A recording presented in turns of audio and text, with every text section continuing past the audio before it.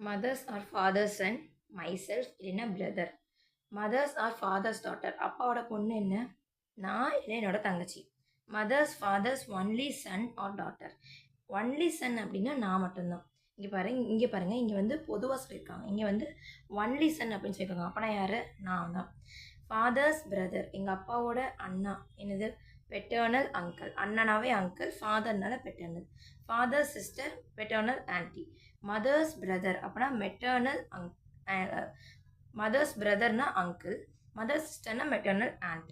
Fathers ஃபாதர்னா grandfather. அப்போ ஃபாதர்னால பெட்டர்னல், அதே மாதிரி மெட்டர்னல் கிராண்ட் மதர்.